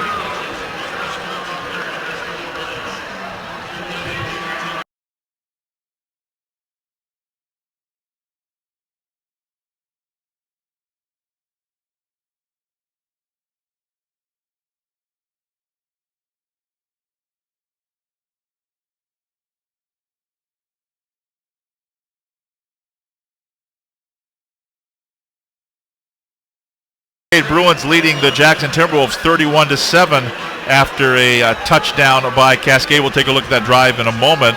Updating the score from down at West Seattle Stadium, it's now O'Day 34, Marysville Pilchuck 3 in the second half. Miles Gaskin has 202 yards rushing and now has scored his fourth touchdown, but that wasn't a rushing touchdown, a 64-yard punt return for Miles Gaskin of the O'Day Fighting Irish. Again, 30 in the third quarter. It is Cascade 31, Jackson 7. So Jackson will take their first possession of the second half. Behind center is Alex Cheeseman, 6 foot, 175-pound senior quarterback. First and 10. Give it to Cho around the left-hand side, 25-30 out to the 35 and all the way out to the 36-yard line. It'll be a 16 or 17-yard gain. That'll move the sticks. It'll be a first down. In fact, all the way out to the 37 is where they spot the football. And Cho's had a good afternoon after that 17-yard gain, 15 carries for 90 yards for the Jackson Timberwolves. So it's first and 10 for Jackson, ball at the left-hand hash mark at their own 37-yard line. Now they'll split a wide receiver out to the right, slot to the right. Out of the shotgun is Cheeseman, but he'll give it to Cho. They'll run the football. Cho hits the line of scrimmage, and that is it. Maybe a 3-yard gain on forward progress, put him to the 40, but a tough couple of yards there for Andrew Cho. Yeah, he's definitely been the workhorse, but I don't know how much longer. In the first half I was saying you got to stay with your game plan, Now you're Cascade Bruins will run the football, run the right-hand side. That's Gilbert. Intercepts a man at the 25-30 out to the 35-yard line. That's about a 13 or 14-yard gain. He'll move the sticks. Cascade with a first down. It's great speed, great blocking. We've been talking about the blocking on the right-hand side of that offensive line the entire ball game, and they just continue to dominate, and they'll be really happy to just never attempt another pass, run that clock, and get out of here with their first league victory and second overall victory of the season. Yeah, the league opener for both teams, both Cascade and Jackson, both would like to be in that top 4 and head to the playoffs at the end of the regular season. That's 7 weeks away. 7 straight games in league play now in the Wesco 4A in a single division. First down, 10 yards to go from the 37-yard line, right hash mark. Wide receiver left, flankers both sides, lone setback out of the shotgun. They'll give it to Coleman. Coleman, open field at the 40, 45, at the 50. Runs into the back of a defender, stays on his feet, and keeps going. At the 45, down to the 41-yard line. He ran into the back of the defender. He got knocked over. Jackson, it's 1st and 10 for Cascade. They can afford to take some time here as they call the play. Malik Ratcliffe is the quarterback, a 6 foot, 200-pound senior. The play comes in from the far sideline. Austin Clark brings it in. Clock is moving with 6:20 to play in the third quarter and a 31-7 lead for the Bruins over their cross-district rival Jackson. Clark now will set up as the wide receiver to the right. Ratcliffe waits for him, then he goes, and we get all that talking done, and that will mean too much time taken. Took a long time, though, Bill, to get that play comes in from the far sideline. Yeah, it did, and so they will move the ball back 5 and have a first down. So a 5-yard walk-off puts it back to the 45-yard line. It'll be first down, 15 yards to go here for the Bruins. And they will be at the 45-yard line. Both these teams, as we mentioned, with league games next week. Cascade will play against Mariner. That's next week and part of the doubleheader here on Fox Sports 1380. Around, very nice job by Kendrick, but they get the hold kind of behind the play, and so they will back up once again. So this drive is definitely going the wrong direction for the Cascade Bruins. I keep thinking of Jonathan James Kendrick, who ordered the code red, but it's just not him. It's Hamilton Kendrick. Kendrick, a 6'2", 200-pound senior. That's from A Few Good Men. So from no good men up here in the press box. So at the 44-yard line, boy, this is second down and 10, 26-yard line. Second down and 26 yards to go for Cascade, kind of going in reverse at the 44-yard line. Give it to Coleman. He'll get some of it back across the 50 to the 49-yard line. So that's a 7-yard gain. And here comes another flag. That one was very late. Late. Yeah, that's going to be a personal foul here against Cascade. So a late hit after, and that's on offense. He kind of went in to just level a tackler, and they're going to, we said stuck in reverse, they're going to go even reverser. So they, from the point of the infraction, personal foul, that's 15-yard walk-off. So he had gotten 7 yards forward, but this is backing up 15. 1 step forward, 2 steps back. It's going to put it all the way back to the 36-yard line. Now what is it? 10, 20, 34. Third down, 34 yards to go. The side of his foot comes straight over towards us in the broadcast booth, and now Jackson needs to take advantage of this. It's almost like having a turnover, and so they get to start this drive inside Cascade territory. So from the 46-yard line, left hash mark, high snap, Andrew Cho gets the football. He'll fall forward for about a 2-yard gain. Let's get on the field to Frank Foster. You know, the offense on Jackson now has to step up to the plate. And with that, I mean, they're going to try. They should go to the short passing game rather than try and go deep. But also, I'd like to see them do some counter action to negate the linebackers coming so hard from Cascade. Second down, 8 yards to go from the 44-yard line. Pass to the right side, incomplete. Foster, the intended receiver. It was a forward pass, but just barely out of the hands of Alex Cheeseman. So incomplete pass brings up 3rd and 8 for Jackson. They lead at 31-7. They're down 31-7 to Cascade with 3:23 to go here in the third quarter. Well, Alex Cheeseman at one point in this ball game was 4 for 5. He is now 5 for 12, so he's completed just one of his last 7 pass attempts. Third down, 8 yards to go. Passing down here on 3rd and 8. Left hash mark at the 44-yard line. 3 wide receivers to the right side. He'll drop back to pass. Got pressure. Throws it. Kind of a wobbly pass. Playing center field and intercepted. Austin Clark on the return at the 25 out to the 30-yard line. Clark almost looked like he was going to make a fair catch call because he was standing right there just waiting for the ball to come down into his arms. It did, and there it was. Turnover. Give it right back to the Cascade Bruins. And so kind of a desperation. That pass just looked terrible from the get-go. It was tipped a little bit, and so Cascade intercepts it. Second turnover on the night for Jackson, and Cascade takes over with a comfortable 31-7 lead as we wind down sort of near the end of the third quarter. So from the 31-yard line left hash mark here for Cascade, it's 1st and 10 for the Bruins, leading at 31-7. On 1st and 10, 31, motion man.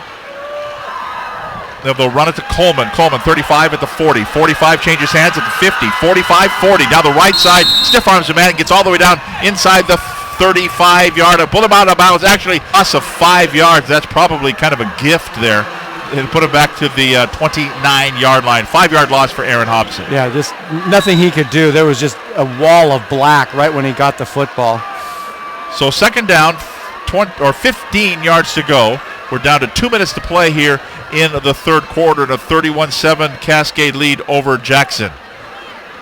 And to the line of scrimmage they come at the 29-yard line. Set back to the left of the quarterback, Malik Ratcliffe, out of the shotgun. And they're going to give it to Gilbert. Gilbert left side, looking for some running room. Not much there. He's going to be driven out of bounds into the Cascade bench area. That's going to give him a 2-yard gain. Put him down to about the 27-yard line. And he was kind of knocked out of bounds there. So third and long coming up here for Cascade. Third down and 13 yards to go for the Bruins. Cascade, they're 0 for 4 in third down conversions, which means they've only had 4 third downs that they've even had to worry about. When you the right just drilled it in there, and Kendrick did the rest, pulling away from the defender and getting into the corner of the end zone for 6. I'm going to say he is really out in front for our player of the game honors, Hamilton Kendrick. And there you're right, Bill. He sets up as the left end in the extra point formation. Never leaves the field. Yep. Waiting for the snap. Austin Clark to hold it. The kick is on the way by Bolden. It's up, and it is good. With 1 minute and 31 seconds to go in the third quarter, our score now, it's the Cascade Bruins 38. The Jackson Timberwolves 7. This is Snohomish County Western Conference Football, Fox Sports 1380. Thank you. Okay.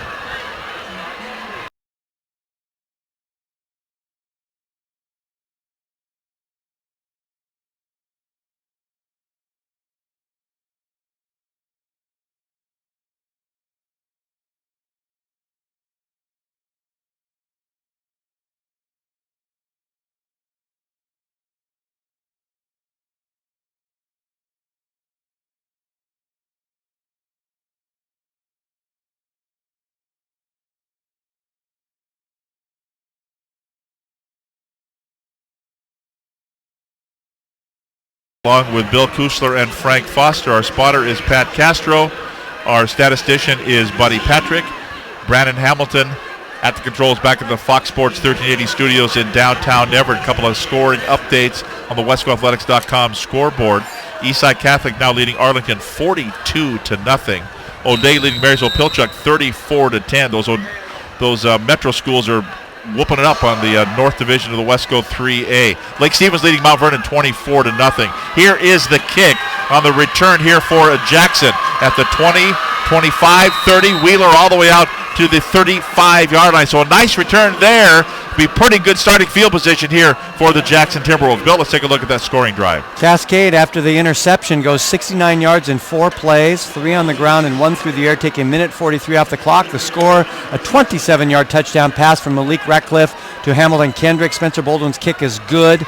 And with 1:31 remaining in the third quarter, it is Cascade 38, Jackson 7. Jackson with the football here, 1st and 10 from the 34-yard line. Ball in the center of the field, just about. Alex Cheeseman out of the shotgun here with Andrew Cho to his right. Cheeseman will drop back to pass, throws it, complete. That's Foster, makes the catch at the 40, eludes him out at the 45, stutter step at the 50, gets all the way down to the 46-yard line. That's about a 19-yard gain on the little crossing pattern right there. Caught it in stride, and then heading upfield with it was Keenan Foster. He is so dangerous. There was about 5 white shirts there, and it looked like he was going to get away from all of them before he was finally brought down. For Foster, that is 5 receptions for 89 yards, including 1 touchdown. 1st and 10 for Jackson at the Cascade 46-yard line. Back to pass. He throws it. It's going to be again complete to Foster. It's going to be about check it.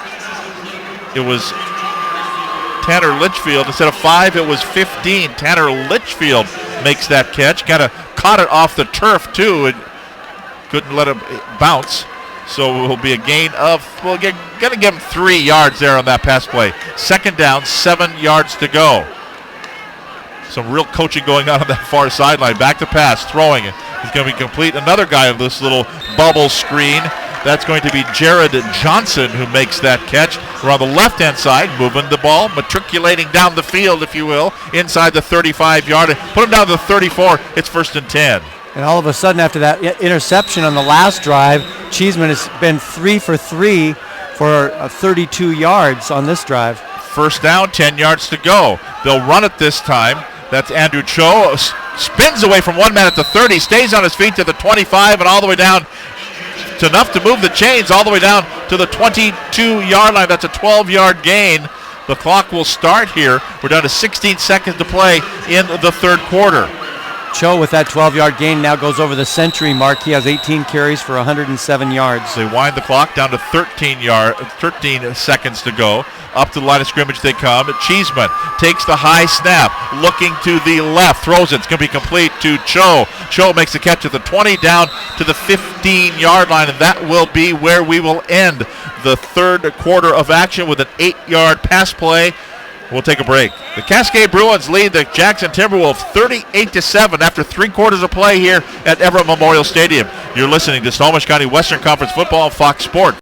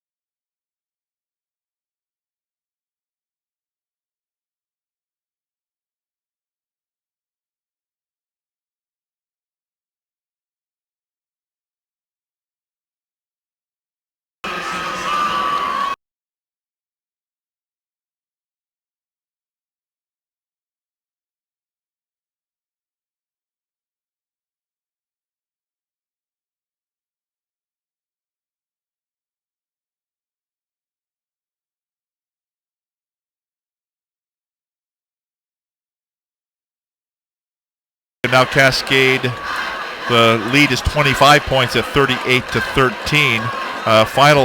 One game has just gone final in high school football. It was Lake Stevens shutting out Mount Vernon 24-0. Again, updating those Metro Wesco crossover games going on this evening. O'Day kind of beaten up on Marysville-Pilchuck, now 34-10 in the third quarter. And the other was Eastside Catholic 42-0 over Arlington. That also in the third quarter. Kamiak leading Mariner in the third quarter 28-12. Sultan and Granite Falls, the Black and Blue Bowl they call it. And Granite Falls leading Sultan 14-10. That was a halftime score. Lakewood leading Archbishop Murphy 12-3 at the half. Lakeside leading Marysville Getchell 34-0. That also was a halftime score. Well, Jackson goes 66 yards in 7 plays, taking 2.5 minutes off the clock. The final play, an 8-yard touchdown run by Andrew Cho. The point after touchdown kick was blocked with 11:04 remaining in the ball game. Cascade 38, Jackson 13. High end over end kick taken at the 10-yard line. At the 15, Coleman just goes down, goes to both knees, and then gets just absolutely leveled by Jackson. I'm not sure why he went down to both. He didn't slide, just went down, stopped, and dropped to both knees. And I'm not sure you're going to stop the momentum, but they're going to say dead ball foul, personal foul against Jackson. Yeah, I mean, he was down, your knee touches, you're down, and then a guy grabbed him, and it was kind of similar to that rodeo, grab around the neck earlier in the ball game. They kind of did the same thing, and it was definitely after the play had been blown dead. Just a frustration foul against Jackson, and it will give Cascade an extra 15 yards after that kick return. Let's go down to Frank Foster. I was just listening to Joel Vincent was talking about that to the officials, and they said they made the gesture. It was the way that they took him down really caused the flag to be thrown. So from the 37-yard line, this drive will commence for the Cascade Bruins, leading at 38-13. Line of scrimmage is the 37-yard line. Turning around, Hobson runs into the quarterback, Malik Ratcliffe. He'll take the ball from him and just get about a 1-yard gain. Ratcliffe turned around, and there was Aaron Hobson right in his grill and said, "Here, you take this thing and get about a 1-yard gain." I think Aaron really likes him because it seems like every time he gets the hand up, he kind of nudges up against him before he starts running. So second down and 9 yards to go. Up to the line of scrimmage they come. We're in the fourth quarter. Big lead for Cascade, 38-13. Second down, 9 yards to go. Take away from Hobson. He'll give it to Gilbert on the right-hand side at the 40, 45, 50, 45, and then out of bounds as he kind of tight-roped it along the right sideline right in front of the Cascade bench across the way from us. That'll move the sticks. See where exactly he stepped out of bounds. It's going to be about an 18-yard gain all the way down to the 44-yard line of Jackson. Yeah, just a beautiful job of getting to the outside again to the right-hand side. They've had so much success to that right-hand side, picking up the first down. And what a luxury for Cascade. They still have their starting line in there and their starting quarterback, but they're giving these backup running backs an opportunity to shine. And it's one thing to get into a game when you have your backup line and there's nothing there, but to be able to run with the first team lineman will really give them some good experience. Motion man, but they give it to Hobson. Hobson on 1st and 10, heads down to the 40, all the way down to the 38-yard line. Aaron Hobson on the carry. That'll be a 5-yard gain, actually a 6-yard gain. We'll bring it down to the 38-yard line. So it'll be second down, 4 yards to go here for Cascade. Leading at 38-13, 9:50 to play in the football game. Cascade up to 475 yards rushing. Kind of like the Cascade teams of old, back in the 80s and 90s. Second down, 4 yards to go out of the shotgun. They'll run it around the left-hand side. Gilbert, 40, 35, 30. Kind of carries a tackler with him all the way down to the 25-yard line. That's going to be a 13-yard gain and another Cascade first down. Brad Borders hanging on for dear life, finally bringing him down, but Gilbert has had a great game coming in with Sibley's injury. Now Gilbert 91 yards on 9 carries. Another scoring update. End of the third quarter. It's Monroe 48, Snohomish 29. 48-29, the Bearcats leading the Panthers. End of 3, that game in Monroe. So at the 24-yard line, left-hand hash mark, it's going to be first down, 10 yards to go from the 24 for Cascade. They lead it big and threatening to put more on the board. Hobson is a lone setback. He's not going to get the football. It's going to be a quarterback keeper, and then down he will go. Loss of 4 yards on the play. And so loss of 4 for Ratcliffe. And that's going to put it back to the 28-yard line. Waiting for the play to come in from the far sideline as it's shuttled in from over there by Devin Kleiner. Well, Ratcliffe has some options on whether to give or not give to a running back on the play, and the first teamers seem to be very comfortable about whether they receive the football or not. The second teamers not quite as comfortable, kind of grasping at the football even when Ratcliffe wants to keep it. Ratcliffe turns and says something to Hobson, who's right behind him. He goes into a set position. Now it was a little bit late. He went down, put a hand on the ground. He moved, so that'll be an illegal procedure, false start penalty against Cascade. So back him up 5 yards there. And that'll put the line of scrimmage all the way back to about the 33-yard line. So it'll be second down and about 17 yards to go. Call it 18 yards to go now for Cascade. This game is taking a decided slow down turn here in the last quarter or so. Down to 8:09 to play. It's second down and long. Second down, 19 yards to go for Cascade from the Jackson 34-yard line. Direct snap, taken away from one man, give it to Gilbert around the right-hand side. He escaped the first guy, but guys 2, 3, and 4, he didn't. And he's going to be brought down about a 2-yard gain, put him down to the 31-yard line. Just a nice play, coming to the offside. Jason Cottingham has had a good game from his linebacker position for Jackson, but Cascade just basically trying to get this clock run down as quickly as possible and come out of here with a victory. And after a shaky start against Arlington, Cascade has looked gangbusters the last 2 times out. Yeah, they win it last week 38-16 over Everett, leading it big here 38-13 over Jackson. Third down, 17 yards to go. Hobson over the left tackle heads down to the 30, maybe forward progress to the 29-yard line. Just, right on the 30s where they say he was dropped, so that's going to be about a 2-yard gain. So fourth down and 15 yards to go coming up here for Cascade. It looks like they will punt the football away. They're going to punt here, or they're going to try a field goal. Oh, my gosh, okay. Spencer Bolden puts down the tee at the 37-yard line. This will be a 47-yard field goal attempt, just about center straight on. Waiting for the snap from center. Kind of a bad snap, and plus there was movement there, and flags fly. So what are they going to say? We're going to have a dead ball foul. Oh, encroachment against the Jackson Timberwolves. So the encroachment makes it closer for the field goal attempt. Yeah, there'll be a 42-yard attempt.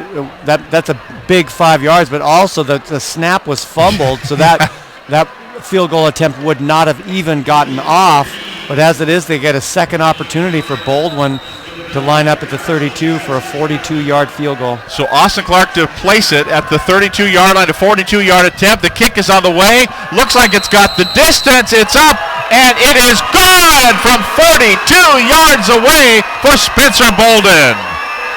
Very, very nicely done. He got good height on it. It probably crossed the crossbar by about 3 feet, so that 5 yards made a huge difference, and that gives Cascade a 41-13 lead. Boy, it's a luxury to have a good kicker. And we will take a timeout. 6:26 to play in the fourth and final quarter. It's Cascade 41, Jackson 13. Snohomish County Western Conference Football, Fox Sports.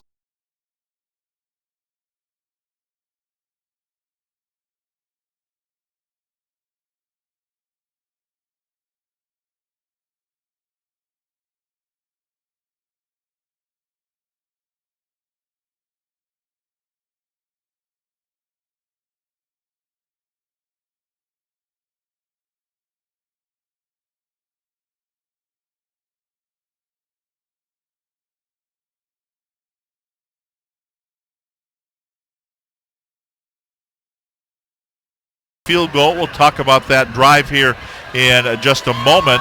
Some more final scores are coming in high school football. We've got those coming your way as well. But first, Spencer Bolden will approach and kick this one high end over end and pretty deep. It's going to be taken right at the goal line. On the return, that's Wheeler all the way tripped up, and he got to the 20-yard line and gets to about the 22. Ooh, holding his knee, too. Not yeah, good. He got absolutely upended. It'll be a first down for Jackson. They have the football, but he got absolutely, well, it just went high in the air, and Frank, he is decidedly holding his knee. Yes, he is.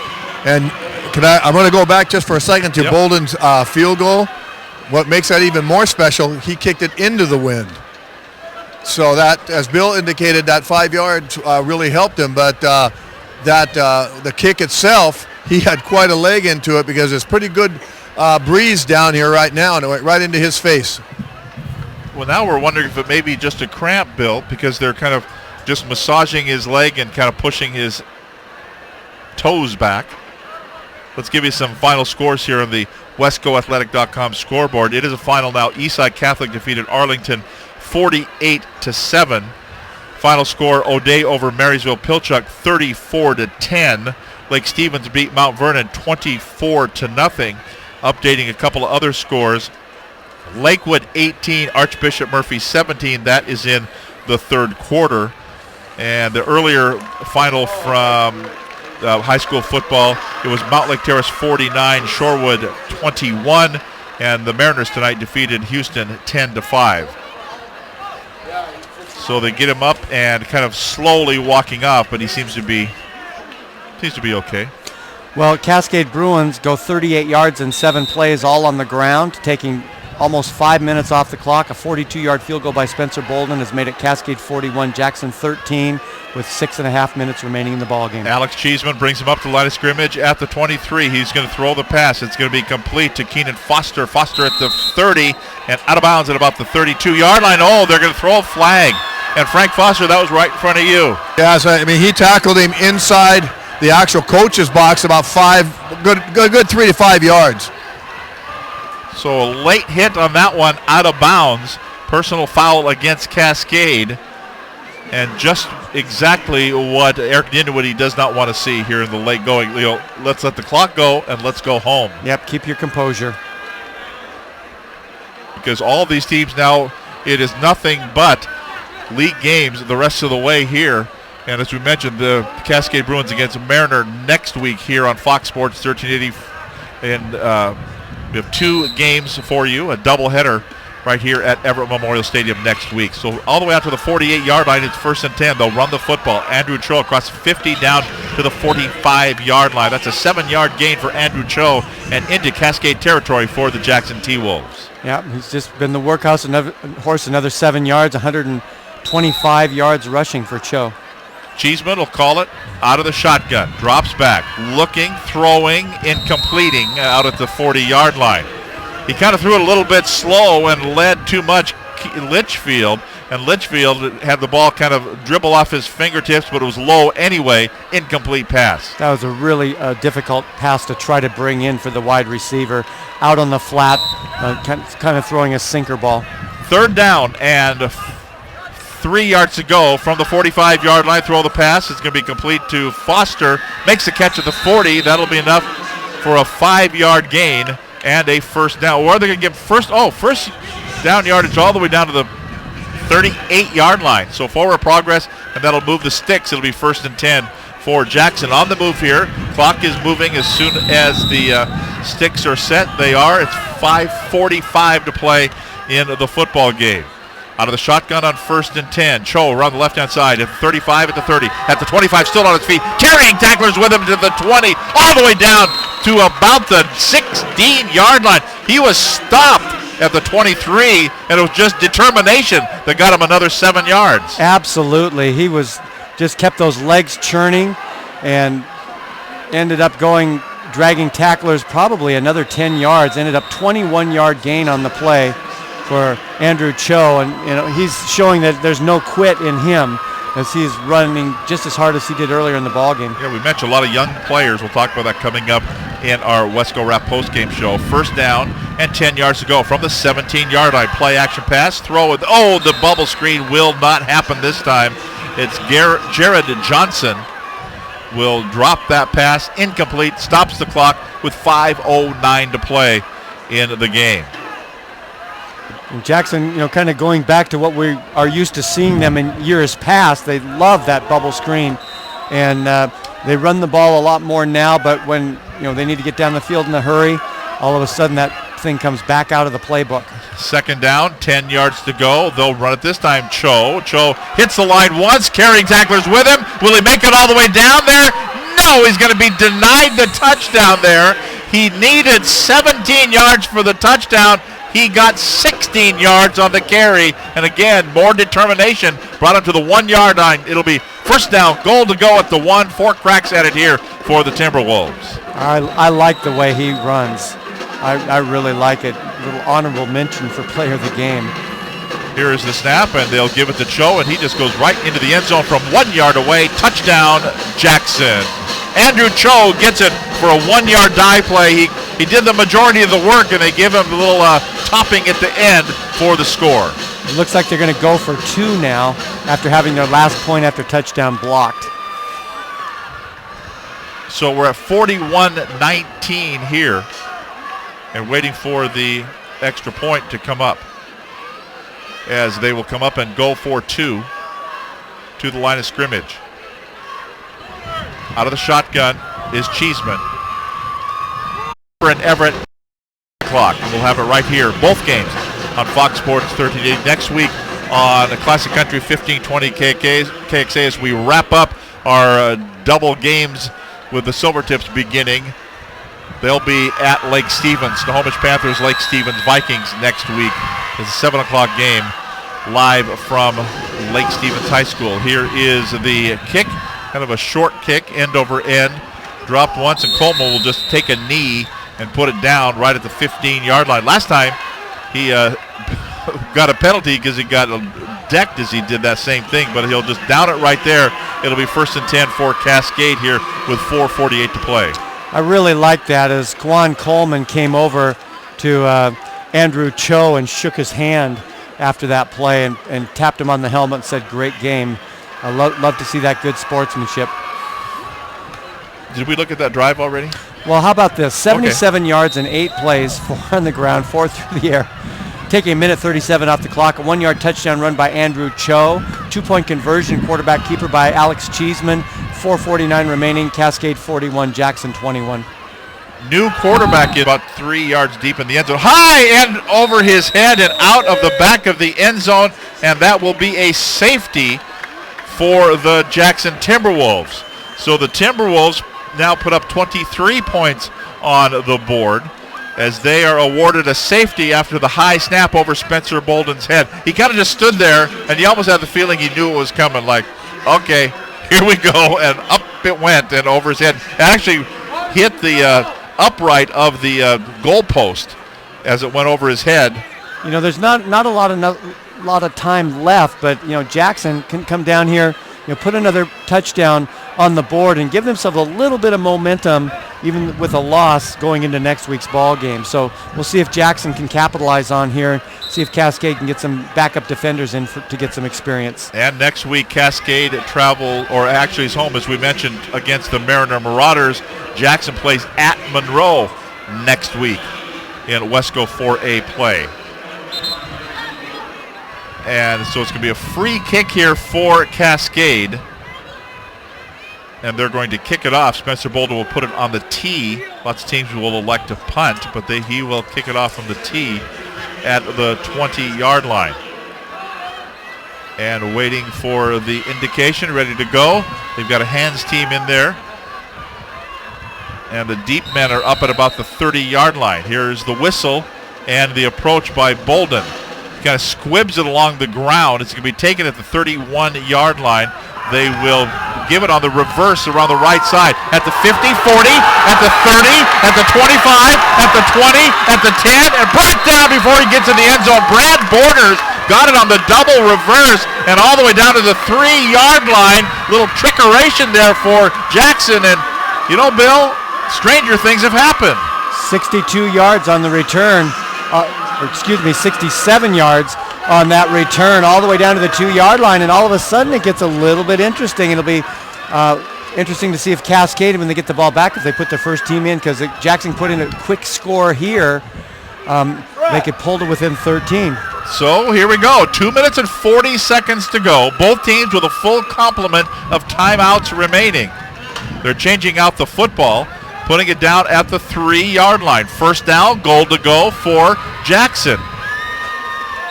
And we have a new quarterback in there. That's Jack Doney. Jack Doney in at quarterback. They'll hand it off. That's a touchdown. That's Wheeler in from 3 yards away. Brandon Wheeler, touchdown for Jackson. Isn't this getting interesting? It is, as they pull to within 12 points at 41-29, pending the extra point. And Frank, you say they're going for 2. Yep, they just gave the quarterback the play. So. Wow. This is getting a little interesting all of a sudden. They could pull within 10. You get an onside kick. Wow. So they're at 29 now, so 41-29. Doney in at quarterback. Wide receiver split both ways. He's got a running back next to him. They'll give it to that running back. That's Wheeler. He goes in for the 2-point conversion. So that makes it 41-31. Cascade leading Jackson. Here was still lots of time and 3 timeouts, 2:36 to go in regulation time. We will take a break. 41-31, Cascade leading Jackson. Snohomish County Western Conference Football, Fox.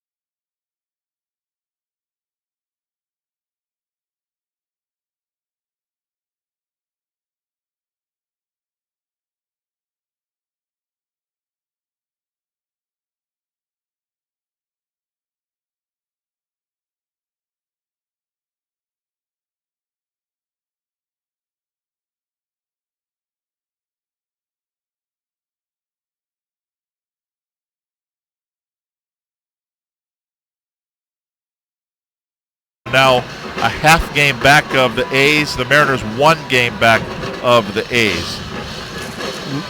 So a half game out of that second wild card. And we could probably start talking about our player of the game. And Yep. they've had so many people play well, but my vote goes to Hamilton Kendrick just because he does so many different things. And his blocking, helping along the right side of that line, sprung so many long runs. He had his blocking. He had numerous tackles on defense. He played Minute 40 in the game, and Joel Vincent will use his third and final timeout. Frank Foster, talk about our player of the game. We like Kendrick up here. I like Matt Strawn, the offensive center for Cascade, because they have created holes down here that are unbelievable. The backs always get the recognition, but it's the linemen that are the playmakers. I can go along with Kendrick, but I really been watching Strawn down here, and he goes down 5 to 7 yards downfield on every play when it's a running play, and he's really set the tone down here. Plus, he's the offensive center, and he's the captain of the line. So, but I will go with Kendrick, but I'd like to see Strawn be considered. You know what? You talked me into it. Frank, this is probably not going to happen at home where you're going to get your way, by the way.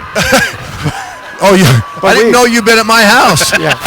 But I can go with that. He convinced me. Let's give it to Matt Strawn as a representative of that offensive line that has blown holes enough for 496 yards rushing. Well, Frank's an expert at the old Hall of Fame business, talking him into getting somebody into the Hall of Fame. It works for me. Okay, here we go. 4th down, Cascade going for it at the 22-yard line. Turn around, they'll hand it off. They put Coleman back in. Coleman across the 20, 15 down to about the, call it the 12-yard line. That's about a 10-yard gain, and it's a first down for Cascade. Coleman will leave the ball game with 274 yards rushing. That took in here. No reason to do that to your rival, so that will. And Joel Vincent and the Jackson Timberwolves cannot stop the clock again. We're down to 57 seconds to go, and they will just count down the time, and that will be it. So Jackson makes it interesting in the second half. End of the third quarter was 38-7 with Cascade with the lead, and then from that point, Jackson kind of punched a couple across the goal line and pulled to within 10 at 41-31. One more kneel down here at the 31-second mark. Play clock winds down inside of 5 seconds. Down will go the quarterback, Malik Ratcliffe. And they will probably, I don't think they even have to run one more. That will be it. This ball game will come to a close. Both teams will gather on their respective sidelines. Matt Strawn will be our player of the game, sponsored by Skagit Bank. The 6', 275-pound junior. Bill, give me the rushing totals again for the Cascade Bruins, because Frank will want to give that to his player of the game down there. They rushed for 506 yards in this ball game and 4 touchdowns. So a pretty convincing performance for the Cascade Bruins here. Both teams will shake hands across from each other up and down the 50-yard line, and we're going to get a talk with head coach Eric Dinwiddie as well. Cascade will improve to 2-1 with the win tonight and go to 1-0, more importantly, in the Wesco 4A, with more 4A Wesco teams coming up on the schedule. And so we're going to get a talk with the coach and with our player of the game, Matt Strawn. He's probably going to say, player of the game? I'm a lineman. Nobody ever knows who we are, but Frank's the friend of the lineman, and I think you got a lineman with you right there as well, Frank, as you're going to talk with the head coach. I got him. Okay. Coach, I'm going to share this with the big man in just a second. Your team rushed for 506 yards tonight. That's outstanding. Okay, we moved our feet. We played physical football. That's what we want to be known for. And this young man, we cued in on him. Matt, come on over here, buddy. Congratulations, you're the player of the game. Thank you. Hey, those guys up front, you guys do the business, don't you? Yeah. The thing that was really impressive about this young man is not only did he snap the ball, I'm sure he's calling the plays there, but I saw him downfield 5, 7, 8 yards or more every time you ran the ball. Yeah, we worked on getting downfield at level 2 and level 3, and They started blitzing us a little bit later, made it a little bit harder, but our guys up front worked their tails off up front, and it's a nice team victory on all sides. Specials played their part. Defense shut them down in the second half. And like you said earlier, regardless of the score, these two teams just go at it. They've got too much pride in their program to not go at it. Oh, absolutely. It's Jackson. It's Cascade. It's a rivalry. All right. We're glad we own Everett this year. Congratulations. I'll see you next week. Thank you. Okay, my friend, can you take your helmet off there? I know linemen aren't supposed to, but there you go. All right, good stuff. Talk to me about tonight's game. Tonight's game went pretty well up front. We had good movement on all sides of the ball. We took good angles. We kept our feet moving and pad level, just all the stuff that we practiced throughout the week. It all happened tonight, and when it didn't hit, we were able to get over it and get on with the next play and do it right. The backs get all the glory, but it's those guys up front that enable those backs to get up the glory. Agree? Yeah, sometimes we like to think that we don't get enough attention, but we got our backs, Kawan, Malik, they all give us enough attention, and they thank us a lot, and it means a lot. Well, tonight, my friend, you got the attention. You are the Skagit Bank Player of the Game. Congratulations. Thank you very much, sir. And this is for you. There you go, and he is getting a sweatshirt, Skagit State Bank Player.